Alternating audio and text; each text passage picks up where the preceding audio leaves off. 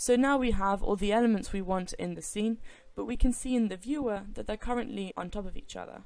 So what we want to do is move them around. So first we're going to transform the sphere. So hovering over the sphere node and hitting E, you can see that the primitive create node already has transformation parameters, and make interactive is already set to yes.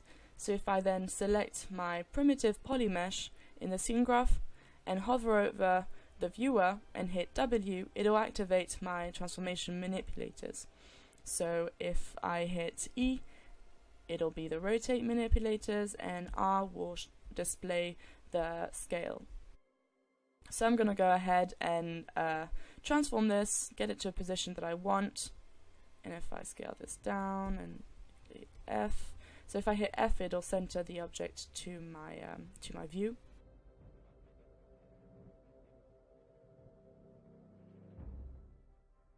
So if I want to transform my mug, for instance, you can see, however, that in the alembic in node there are no transformation parameters. So what I'm going to do is add a transform 3D node, and if I hit E, you can see that what my transform 3D node needs is a path. So if I select my mug and drop it down over here, and then say make interactive yes, then you can see its manipulators for this assets appear. So I'm just going to rotate this around, scale it up, bring it up over here. So I'm going to do the same thing for the coil. Add a transform 3D node, drop it in, hit E, drop in the path, and move it around.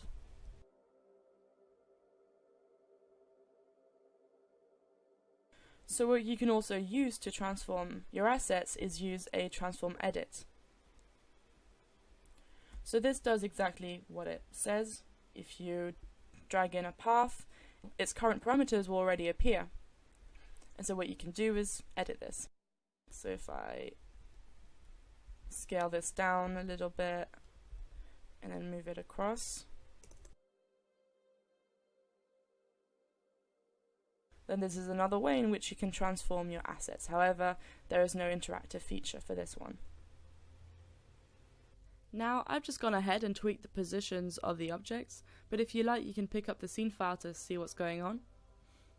Now what you can do when you're done editing this is to set the interactive feature off. So if I go into the parameters for my sphere and set the interactive feature to no, and so in the transform 3D by default the make interactive is set to no. So if I hit this little yellow cube and little square, sorry, and click on it, it'll reset it to its default value. So if we're sure we're happy with this positioning, this will ensure that we don't tweak them by accident later on as we work in the scene.